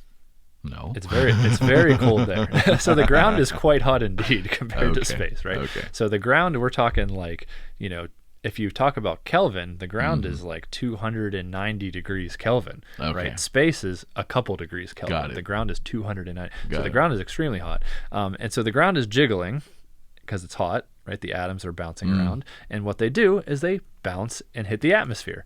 The air above the ground starts to get hot. Okay. What happens when the air gets hot? It gets more buoyant. It starts going up, and it doesn't create a vacuum, right? More air moves to fill that space. Got it. That's the wind. And those convection currents of air sort of like rising because of heat and then falling as it gets too high in the atmosphere, cools down, gets away from the surface too far. That is what wind is. So wind is this, again, it's just like the water cycle, only it's just with the atmosphere. Okay. And it's just turning around, and it's the sun that's powering that too. So what is interesting about the wind, why it's kind of an exciting coincidence, is winds are strongest at night and in the wintertime. Solar is strongest during the day and in the summertime. And so wind and solar have this nice sort of like interleaving pairing to them, where like whenever solar's not great, wind is pretty good. Like when it's like a storming and there's no sun at all, there's a heck of a lot of wind, right? And so they're kind of like able to play off of each other in a nice way. And so that's what's kind of nice. And so like And sometimes winds can be really predictable and regular. Like, offshore winds are very much regulated just by like the ocean temperature, which is a really nice thermostat. And there aren't all sorts of geographical features to interrupt it and stuff like that. So, so Denmark, for example, I think they're at a point now where all of their electricity, I think almost all their electricity is wind. It's basically, they have offshore wind farms. I don't know if it's a lot. They are competing, Denmark, which is the size of Delaware, is competing with China, which has 1.5 billion people in terms of wind power. That's incredible. They have about as much wind as China. So are they ahead of the curve, though? So they're way ahead of the curve. But that's an example of just how this tiny little country is able to get most of its electricity needs just by putting wind turbines in the water. And again, this isn't new. The Netherlands has been using wind energy since the 1600s, but since before that probably. But now it's economical. Got it. Now wind turbine technology is starting to get to the point that you can produce a kilowatt hour. Maybe it's only a couple more cents than a coal kilowatt hour. But if you were to say force coal companies to like pay for some of the destruction of our atmosphere, like the carbon dioxide in our atmosphere is costing people money. Like there's actual externalities, there's economic damage because of this. If they actually had to pay for some of that economic damage, then that might make the price per kilowatt hour of a coal-fired power plant slightly more than a wind plant, which would then make the free market start producing all sorts of wind. And so that's how like there's like different ways in which it seems like we're messing with the economy by doing this, but actually it's really just kind of forcing fossil fuels to pay for damage that they're already causing. Got it. And in that sense, it's just sort of like leveling the playing field, which in turn makes your green kilowatt hour cost less than one from a coal-fired power political plant. argument, then it gets into jobs and all this. So this stuff. It's a hard conversion. It is extremely hard, and this is where I think the environmental movement is doing really poorly. Is that there are people whose livelihoods come from fossil fuels, and we live around here. We live in Western Pennsylvania. My dad. It works for a natural gas like pipeline company. My mom and dad met at Consol Energy. Oh my gosh. They divorced, and my dad remarried someone he met at Consol Energy. Like literally, fossil fuels are in my blood. Right. I totally understand that. I'm sympathetic towards that, and I think that any sort of transition into green technology, the same amount of like money and investment and everything we're giving into these technologies, we should be giving into figuring out how to transition people's lives away from this thing. There's can't be wholesale change. Right. Yeah, we need training programs. We need to figure out how to support people in the Mon Valley whose livelihoods are being devastated by these transitions. But in the broader picture, though, we can't move forward as a species if we don't move forward. Right. Absolutely. Yeah. And like the sad thing is like, and this is where like, even if you think like government shouldn't be the solution, it kind of has to be, because like if the government isn't the one that's sort of organizing this transition and the free market so it'll never happen. Or if technology catches up to the point where it does happen, then all of a sudden it happens all at once, and all these people get left behind, and there's no infrastructure for all those people. But if we're doing this in an intentional way in which we're transitioning into green technologies, while simultaneously people who are in fossil fuels, helping them find like livelihoods, like getting them health care so that way they don't like lose their access to medicine because they lost their job in natural gas or something like that. Like this needs to be a very well thought out and human centered kind of like way to transition. And so so I'm really. And there are people who like that's like there's a group that I learned about the other day who's literally that's their main goal is like what is the economic transition plan for people who their jobs, their livelihood, their community depends on these technologies that we're saying are bad. Like so how do we don't want. When steel left Pittsburgh, it just devastated communities, right? And we're trying to not do the same thing with like natural gas. Now, like these fossil fuels don't nearly employ the same amount of people as like the steel industry did and everything. And so I don't think it's as big of a thing, but it still is a thing. There's still a lot of people, and these people are going to need support, and they're going to need pathways to, and there's going to need to be investment in communities whose like primary economic engines were these like fossil fuel industries.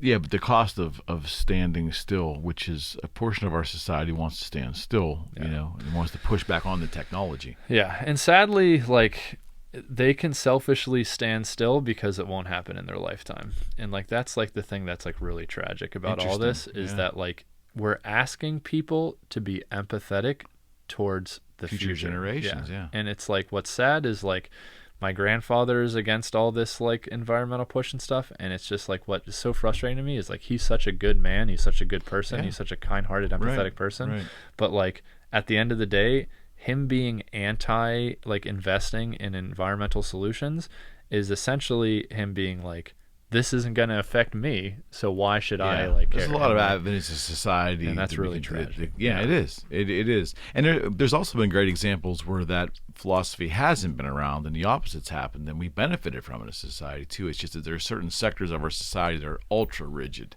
Yeah. And it really is about, well, I will kick the can down the road because... Yeah, we're very good as a society at kicking the can down the road in more ways than one. Yeah. Well, fossil fuels and pollution in general. I mean, it's funny. And there's an age difference between us, though. But in my lifetime, I do look at some areas of pollution, even the consumer pollution, getting the mindset that you shouldn't take your pizza box and throw it out the window. Yeah. You shouldn't throw that can on the... Now, granted, you can drive down streets and still see like pollution or you see litter, but vastly reduced from what I grew up with. Oh, yeah. Vastly reduced. Yeah. And that's really, my parents tell me about that, where like they would literally, it was completely normal if they were just having like their fast food Wendy's bag and they were just driving down the road to whenever they were done with their food, just crumpling up and throwing it out the window, which would be like unimaginable today. Like if I saw somebody do that, I'd be like, stop the car right now. Like, how dare you just throw that in exactly that? Right. Exactly right. So that's an area we've changed. It's huge. And like, here's another story that I like to tell, which is some progress, some real environmental progress. Really happy about. Chlorofluorocarbons, these CFCs, these are these like chemicals that were used in refrigerants, in like freezers, refrigerators, and things like that. What we learn is that these CFCs, if you throw out your refrigerator and it gets busted up and that refrigerant leaks into the atmosphere, these things rise up into the upper atmosphere, into the stratosphere. And what they do is catalytic destruction of ozone. So what does this word mean, right? So first of all, the ozone layer, and this is just for everyone out there, the ozone layer is not, it's not a film. It's not like there's like a layer per se. That's like, because like my grandfather was like, NASA claims to be environmental, but they're poking holes in the ozone layer with their rocket ships all the time. It's like, no. It's not like a sheet. So there's oxygen that we breathe, which is O2, which are two oxygen nuclei bound together. And if you put one more oxygen onto that, it becomes O3. Okay. And that's ozone. Ozone is literally what we breathe with just one more oxygen attached to it. Ozone... just an area above this. The vast majority of the concentration of ozone is in the stratosphere, like above 10,000 kilometers, maybe below 30,000 kilometers. There's like a decent amount of it up there. And it has the property that ultraviolet light, like light that is wiggling really fast and is wiggling so fast it contains so much energy it can like damage our skin, that it actually hits ozone and breaks it apart into O2 and O1. Got it. It turns it from O3 into the normal oxygen we breathe, and then O1, and then the O1 wanders its way back and it reforms the ozone. And so the ozone layer is this thing that is absorbing all of this ultraviolet radiation and basically breaking apart and reforming, and it's just like regenerating itself. It's an equilibrium. It's protecting us. Got it. What these CFCs are doing and these refrigerants is they go up into the atmosphere, and when the ozone breaks apart into O2 and O1, it grabs that O1, and then it does another chemical reaction to take two O1s and turn that into an O2, and now instead we have two O2s. Got it. And those things don't like to come together. Got it. And so what the end result is, it basically takes two O3s and turns them into three O2s. I understand. So it takes two ozone molecules and turns them into three very stable oxygen molecules with no O1s to put them back together. Got it. And so it depletes the total amount of ozone, and so it reduces the protection that this ozone is affording us from the ultraviolet radiation. And we learned that this is a problem. We got together I remember as a kid. Yeah. We got together as a people, as like a human species, and was like, this is a human problem.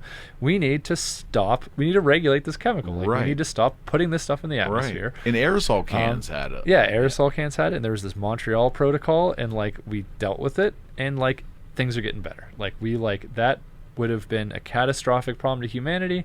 We identified it, we acted, we regulated industry, and we fixed the problem. And now, okay, there's still like some other pollutants, so there's still some ozone issues, but it's like that was like a very like organized, we kind of figured it out, we solved this problem. So this is an example of how humanity has come together in the past and is able to. But we can do it to CO2 though. But what's hard is that like, who cares about your refrigerator? This is my like car, this is my electricity, right? So this is a harder problem, and one reason why it's harder is because fossil fuel industry is a lot richer than right. If the CFC industry was as powerful as the fossil fuel industry, that would have been a much harder fight, right? But it's definitely a tough nut to crack, but we have solutions already.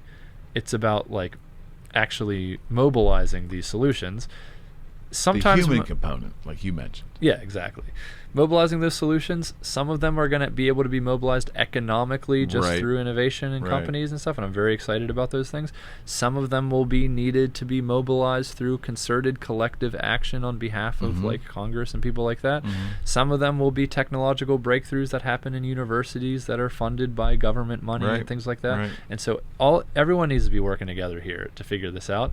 And the starting point that I feel like we're at now, which is so tragic, is some people aren't even admitting that it's a problem, and it's like that's where it's. Well, that's the simplest way to. If you eliminate the problem, then in their eyes, the whole conversation can't even be. No, you can't even. How do you talk about a solution if you're just like, exist? It's called weather. It changes all the time. I'm just Oh my god. Yeah. Well, and I grew up in a household. I will tell you point blank that I don't know if they were climate change deniers. I'm talking 30, 35 years ago.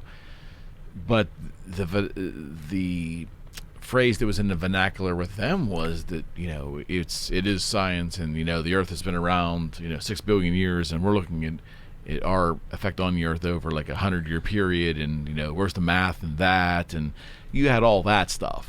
Yeah. So let me be very clear: the Earth doesn't care. It's not gonna care.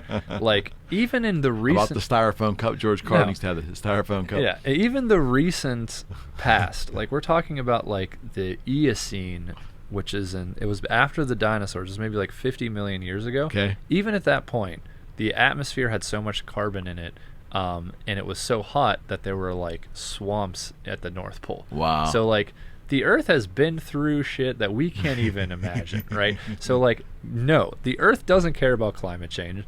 We could take all of the oil from the Carboniferous period that is like trapped underground. Right. We could put all of it into the atmosphere all at once, and it will create, this like hothouse condition where there's like, 5 to 10 extra degrees Celsius global average temperatures.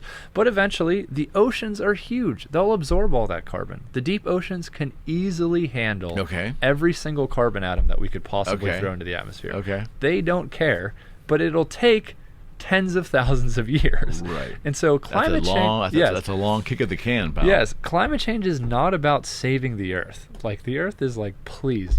I got hit by a freaking city-sized meteorite 66 million years ago. Yeah. The Earth is not worried about climate change. It's about future generations. It's about humans. This is about people. This is about caring about other people. That needs to be sold because it's being sold... I don't know. The vernacular is wrong. People are getting confused. They think this is about the pandas or whatever. And it's like, look, yes, there will be a mass extinction event.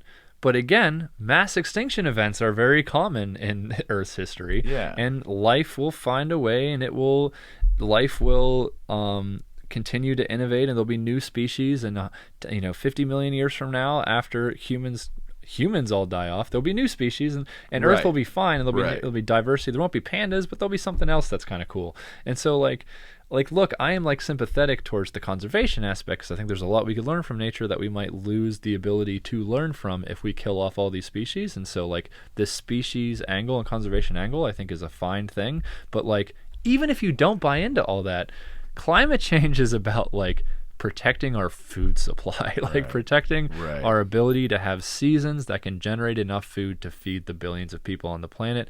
Climate change is about keeping low-lying, high-populous countries in the Indian Ocean near like Bangladesh, like keeping the water level low enough that there aren't a displacement of 150 million people whose culture is totally different from like, and then having like, you think that like this caravan from Mexico is a problem? Like, think about 150 million like Bangladeshi people that all of a sudden need to find some safe haven somewhere in the Western world. Like, that's going to create insane amounts of political instability. Like, this is about like the human. So why don't we address it? Is it because it's not an overnight problem? Like, we can't put any immediacy to it? Yeah, it's really hard in our sort of paradigm of like spend this much money to get this much out of it. It's really hard to do that calculation. Like, it's really hard to say like, okay, like we could put all this money into doing this and then it'll reduce emissions by this much.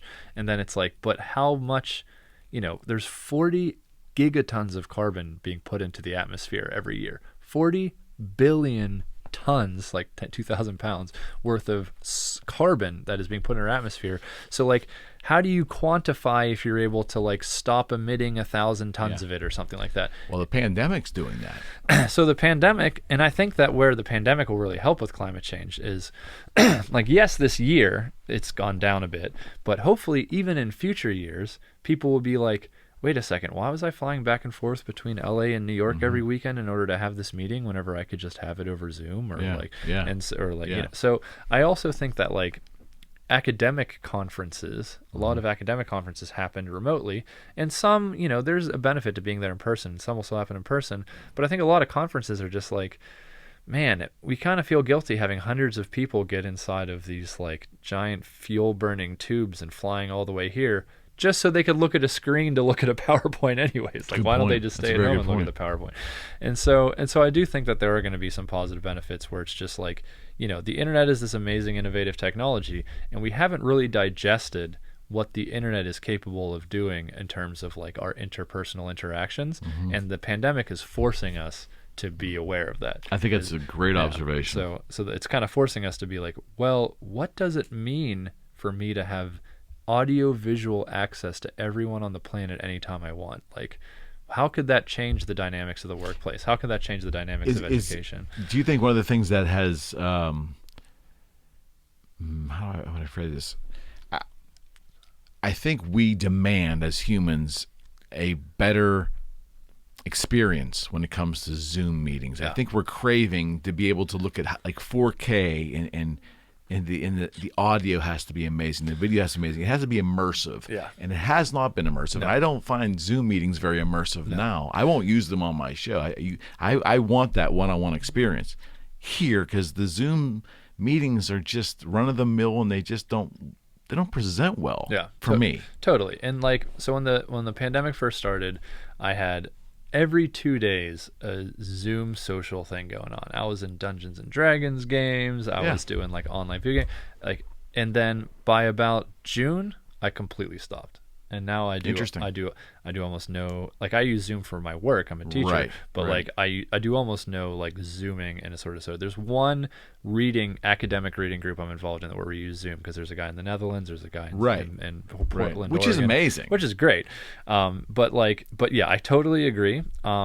But it'll change though. But I think that'll change, and I think that there are certain situations in which Zoom is perfectly fine. It's like a business meeting. I'm not here to get a personal interaction. I'm not here to read your emotions. I'm here to exchange like some very. I think we still crave that though. We crave it. There are people that have been used to doing business and traveling and being in the same rooms with other people. For them to quit traveling, they're going to demand an experience that mimics as best possible what the human interaction is. And that's exactly what people are working on now. So I'm like sure this virtual reality thing went from a fun toy to make cool video game experiences to, wait a second, if we can reproduce a sort of conference room feel for companies, if we could get like all of whatever, Monsanto giant corporation to buy a huge license to our virtual reality platform for all of their meetings, like there's big money in that. not just like video game money. Sure. And so like I think that is changing the economics of virtual reality and augmented reality and things like that, where it's like, wait a second, this isn't just like a interesting, novel, quirky little like entertainment device. This could be one of the modes in which humans interact with each other and conduct their like everyday economic life. And so I think that I still am like skeptical of VR in a lot of ways. I mean, even my first experience with VR, like I got sick from even using it. And so I don't know if it's going to be a solution for everybody, but like AR is another sort of thing. Like if you and I can have this conversation here, but like somebody in like Germany who like also wants to talk about green technology, if we could actually like see a sort of like 3D hologram of that person here in the room and like capture in pretty high fidelity all this stuff, and in real time we're able to communicate, like yeah, that'd be like pretty interesting and like that kind of stuff. So I think we're headed there. Oh yeah. Oh, we are. I think we are absolutely headed there. The time scale is impossible to say. I think that like COVID accelerated that timescale because it created more economic incentive in different kind of like regions of life that would want to use this thing. But we're definitely heading there. I have a friend who that's her job is to create virtual reality experiences, working like on Oculus Rift type stuff. I have another friend who works for Facebook who's trying to develop augmented reality type things. And so I'm just running into people all over the place who are working on this thing. And so who knows? This could be like the internet in 1995. Like, it's really hard to say. Stepping away from the science for a second and going to that terrible feelings quotient that we talked about, I feel sad in a way that this is kind of where I think our future is, only in that it will, by the nature of the technology, diminish our human interaction. Yeah. First of all, as a side comment, I'm very pro feelings, so I don't want to come across to the audience that you don't. I'm not some kind of rational robot. You don't come across that way at all. But you get my point, though. I totally get your point. Yeah. So I don't know. I mean, I think we definitely, just thinking of this from a kind of scientific perspective, like we evolved in a certain context, and so like our sort of interpersonal emotions and moods and feelings, like those things had to have sort of evolved over time, and they came from actual interactions that happened in certain contexts. Right. And so on the one hand, I completely agree with you that like the way that certain chemicals like, you know, fire in my brain and everything, they were developed to happen under certain circumstances, which like were not virtual reality. They were interpersonal, like face to face, able to sort of like, you know, feel your presence in a certain sort of way. So in that sense, I'm like, okay, yeah, that's definitely true. But also, don't sort of discredit what technology could be capable of producing in terms of like how we might adapt to the experience that technology is sort of giving us. Like, I don't really know how else to put it besides just a sort of kind of optimism I have that like, yeah, I don't really know what kind of experiences we're going to be capable of creating in a sort of like virtual sphere. Like, I know that like I only have so many senses that are only taking in data at a certain fidelity, and that like that data could be sort of simulated in all sorts of different ways. And I'm not really sure I need to have my molecules co-located with your molecules in order for like us to be having sensory experiences that create these sort of feelings of interpersonal connection. I'm not positive that needs to be the case. There might be subtle things about interpersonal interaction that we don't understand yet, that we don't get yet. Like, you know, there's visual things we can mimic with like glasses and all this sort of stuff, but there's also like, I don't know, like, am I able to sort of like hear your voice, or sort of like, is there a pheromonal connection that we're having being in person that we're not conscious of, but it's chemically affecting my mood and personality in this interaction? And will we be able to capture that if we don't even know that it's happening? I mean, there are certain things that are unknown questions that I think you might be very right that like we're not going to be able, or at least it'll take us a long time to figure out how to simulate. But I also, as someone who likes to play video games, like, I am like super into a lot of these sort of like digital experiences that, and a lot of the video games I play are ones where you're playing with massive amounts of people online. I've never done that. I cannot speak. So I'm the guy that's never done that. Yeah. Never. Like, so I wouldn't know what it involves with. I am more connected now with my students than I ever have been, because we have a Discord server together, and in the evenings and weekends and stuff, we could go onto the Discord server and be like, who's up for playing some Rocket League tonight? And then we could hop into a voice channel, and we could be playing a game together on voice. I could be talking to them about the class, about science, and they can get this sort of like informal scientific experience. That sounds cool. While playing a video game at like 2 a.m. on like a Saturday night, and like that would not have been possible at like Oxford in the 1600s. Like, so I mean, I don't know. There are pros and cons. I definitely think social media has a lot of cons to it, and like I am very skeptical of like the technology of interpersonal. Is it a poor use of the technology? Yeah, I mean, I think that it's a problem with the business model itself. I mean, like at the end of the day, Facebook needs to make money, and so they have to pretty much organize the way that this thing is used and works around the fact that like advertisers and people are paying them to organize content a certain way, and because of that business model, I think there's really like, I don't think there's any way a company like Facebook could have a social network that wasn't destructive. I think that you could have a social network that isn't destructive. I think you could use that the connecting all these people. I'm able to see pictures of my cousins in Texas. It would have to be government. This would horrify some people, but it would have to be government run where there was not a money component. But it does lend itself to manipulation. But governments aren't necessarily fully trustworthy in these spheres either. So I'm sympathetic to people being worried about that. I mean, like, what could it be? I think Wikipedia is an example people bring up a lot, where it's like, Wikipedia is amazing, and it is, I think, everything that is right about the internet. It started out that way. Yeah, but it's mostly funded by the Wikimedia Foundation. That's their like nonprofit arm, and like someone has to just give them money at the end of the day, and like I give them a couple bucks a month, and like people donate. Yeah, they're great. But they also get huge grants and stuff for a lot of their infrastructure because they're one of the most visited websites. And so I feel like you would need a Wikipedia-esque version of a social network that was partially funded by users, partially funded by like foundation money, no advertising. Have you been on? That'd be fascinating. That'd be amazing. Have you been on Britannica's website lately? Not. It is the worst experience on the internet. It's like the 90s or something. No. The design is great. It's just that because they are like a company trying to generate money, they're an encyclopedia, but they're a company. I read physical books when I was a kid. The second you go on the website, your computer almost crashes because of how many like ads they're trying to serve. It's the worst. They're interrupting you with these boxes to subscribe and all these sort of things. Like, I won't go on sites like that. Yeah. The worst thing Wikipedia does is they put like a little banner that's like, hey, can you donate $2? Yeah. I get it. And they do that once every couple months, and you can scroll past it if you don't want it. And so yeah, I mean, that's the thing is like I am somewhat sympathetic to people being like, oh, but like there's bad actors on Facebook that are manipulating people politically, blah blah blah. But it's like no, those bad actors are sort of baked into how Facebook is able to like use that data to make money in the first place. And Facebook is like a manipulation engine, sort of like at its core. And so theoretically it always had to be.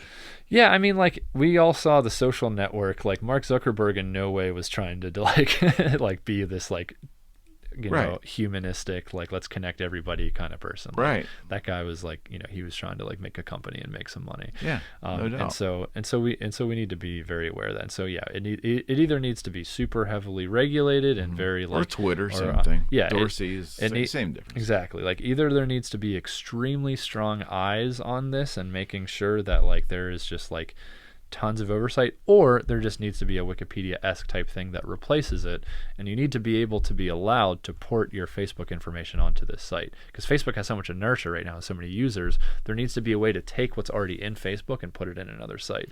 If the right site was developed though and implemented correctly, it would destroy Facebook. I would think so. Facebook is pretty annoying. I'm on Facebook. Like, that's how I like our shows. Yeah. Propagated there. I mean, I'm kicking the golden goose, but there's so much. I think it's all, it's not a subject we want to go to, but being that we're in the political season right now, it's in our face constantly. Yeah. And it's so caustic that I have to actually limit my time. And I hate to say this, but a lot of it has to do with just this show, or real estate, and I'm off of it because I just don't want to see it. Yeah. And it's not a good Facebook posts and then comments and then replies is not a good framework for having a reasonable discussion. This like I see this all the time. Like I've got lots of friends and family who post various like political stuff on Facebook, which I think we're citizens in a democracy. We should be having political conversations. It's our responsibility. And so I don't have a problem with that in principle. But what the problem with Facebook is like, first of all, it's anonymized. It's not anonymized, but it's like, it's distanced enough that I can sit in the safety of my own room by myself and say a really mean thing. There's no consequences. And I don't have to see someone's like face. I don't have to interact with them in real time. No I don't have to see them. And so that creates a problem. Like the fact that like it's just this sort of like you're just making these sort of short quip comments that then people are laughing at or frowning at or liking or not liking creates a sort of like debate stage that is very unhealthy to a good Facebook's got to be loving the fact that because they're a trigger of emotions like no other vehicle that the humans ever seen, and they were like scientifically designing it to do that. They were doing experiments on you as a user to figure out what is going to get your engagement time as high as possible in order to serve you as many ads as possible. Or make it as addictive as possible. Yeah, they want it to be addictive. Why? Because they want your engagement time that they could sell to advertise. It's all about those eyeballs. So yeah, this is not just bad actors. It's like the way that this whole business model works is designed to create this sort of emotional. Interesting question though. If you created an engine, just say in a different parallel universe, you had a Facebook with no monetary component to it, but all the features of it for the user, would it be used as much?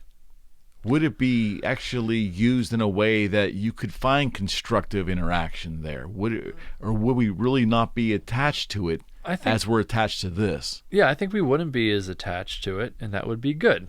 We would be like doing more things in our everyday life, and maybe this would be a way to like connect with like some relatives or plan something. You know, which was the original way the internet worked. Exactly, it was better. So yeah, I agree. I mean, like Facebook literally scientifically found ways in order to like get you when you weren't even looking for something. You were just trying to go on to like check a thing, and then all of a sudden you get a notification that somebody tagged you in an image, and then all of a sudden like you weren't even on Facebook, and then you get pulled in to see what image they tagged you in, and then while they got you, they start serving you ads about some others. They start even just ads, they start serving you like different like perspectives from different friends that were sort of that are all kind of tailored to like elicit an emotional response. There's no question. So they can intercept it with promoted material. And so yeah, I mean, it's like it's definitely not an ideal. It's a deep rabbit hole, and it just. I don't know. As humans, are we equipped even mentally to deal with it effectively? It's not. It seems like we might not be. It's not clear. I mean, like there's a move to kind of like delete Facebook and stuff, and I'm sympathetic to that, even though, like I said, it's good for the show. Oh, sure. It's good for like just like kind of political organizing and events, and like I am a dungeon master in a D&D game. And I use it for my D&D group. Like, you know, I think that like there's other ways. There's other ways. If it was to be marginalized, and the content of the show, I always believe this. We're on YouTube to a lesser degree. We have other ways to get the message out. We'll use whatever vehicle is available. If Facebook doesn't tend to serve humanity well at some point in time and it does get diminished, there'll be other opportunities. There'll be lots of other things. Yeah. Have some imagination about what, you know, could fill its place. There's lots of stuff for sure. Coop, this was great, man. Yeah, always a pleasure. I can't thank you enough, man. Yep, and you really helped me personally on the green energy front. And we could have, had I put a little more thought into this, we could have done the entire show on that. Yeah. And maybe we'll revisit that maybe down the line too. Yeah. Yeah, I could talk if I have a little bit more preparation, I could talk a bit more specifics about like the trajectories of energy production in different sectors and sort of talk about it over time. So I'd be happy to come back and do that. I never worry that we're not going to have enough to talk about. It doesn't seem to be a problem. My friend, I appreciate it. Thanks a lot. I'll see you next time. Absolutely. All right, friends, we're out.